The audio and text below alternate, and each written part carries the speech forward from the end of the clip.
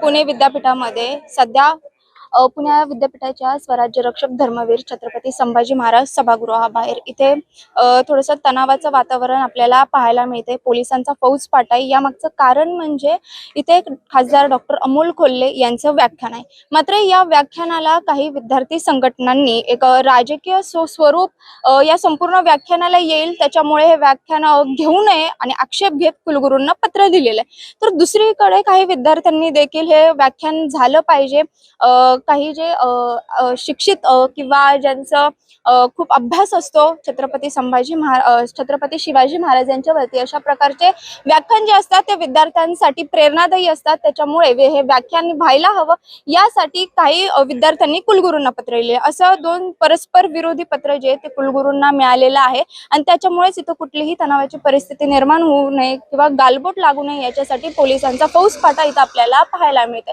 आता माझ्यासोबत काही विद्यार्थी आहे ज्यांचा या व्याख्यानाला समर्थन आहे। काय सांगाल? एकीकडे कुलगुरूंना पत्र लिहिलं जाते की व्याख्यान घेऊ नये आणि दुसरीकडे काही विद्यार्थी याला पाठिंबा दर्शवतात। तुम्ही कुठल्या बाजूने आहात? विरोधक आहात की पाठिंबा दर्शवतात? नमस्कार, मी अनिकेत गावडे। मी सुद्धा सावित्रीबाई फुले पुणे विद्यापीठात विद्यार्थी आहे। तर आता हे शिवजयंतीच्या पार्श्वभूमीवर लोकसभेचे खासदार आणि उत्तम कलाकार माननीय अमोलजी कोल्हे यांचं आज व्याख्यान आहे आणि आज आम्ही त्यांच्या समानार्थ येत आहोत की छत्रपती शिवाजी महाराजांचा विचार आणि शिवाजी हा घराघरापर्यंत पोहोचला पाहिजे।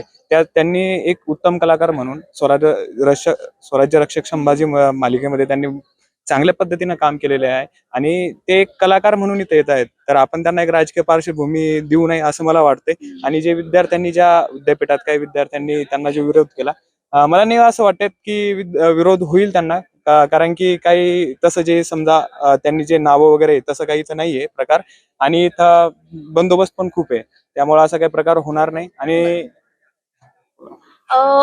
काही विद्यार्थ्यांनी आक्षेप नोंदवलाय की आम्हाला या संपूर्ण जो व्याख्यान आहे त्याची पूर्वकल्पना दिली नाही म्हणून।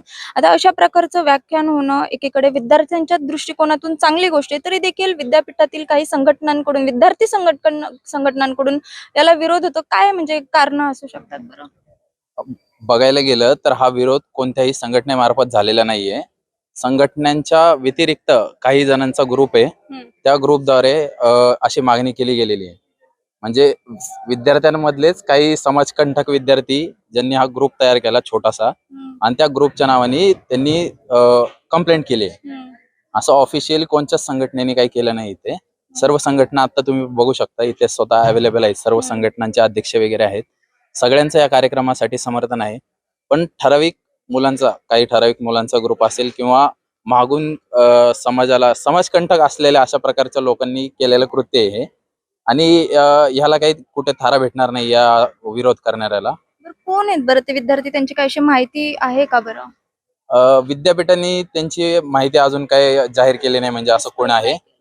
फक्त असं त्यांनी असं दाखवण्याचे प्रयत्न केलेत की ते पुणे विद्यापीठाचे विद्यार्थी आहेत, फक्त एवढं सांगितलंय। आता त्याच्यामध्ये काही तथ्य नाहीये, कारण की विरोध करायचा असेल जर त्यांना त्याच्यामध्ये काही जोर असता जोर तर त्यांनी स्वतःहून खुलून बोललं असते, पण तसं काही झालेलं नाही। आता सगळं लपून छपून केलेला खेळ असल्यासारखे प्रयत्न येते। आणि व्याख्यान नीट पार पडेल असं वाटतं? व्याख्यान 100% पार पडणार, त्याच्यात काही डाऊट नाही। आता तुम्ही बघू शकता पोलिसांचं पण पूर्ण समर्थन आहे इथे, आणि सर्व विद्यार्थ्यांची संघटना आता जमा होऊन त्या गोष्टीचा विरोध करतात आणि व्याख्यान झालंच पाहिजे याच्यासाठी सर्व संघटना मिळून तयार आहेत इथे ऍक्च्युअल मध्ये।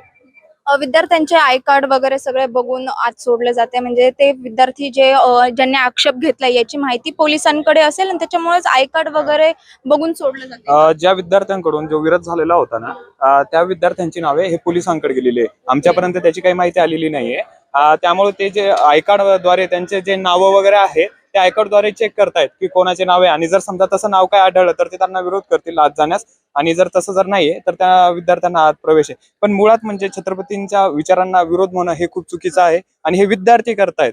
आणि असं मी इथे एक नमूद करतो की इथं कोणतीही संघटना विरोध करत नाही, काही विद्यार्थ्यांचा गट विरोध करते आणि त्यासाठीच विद्यापीठाने इथं व्यवस्थित बंदोबस्त दिलेला आहे। तसं विद्यापीठाचा पण बंदोबस्त आहे आणि पोलीस बंदोबस्त सुद्धा आहे।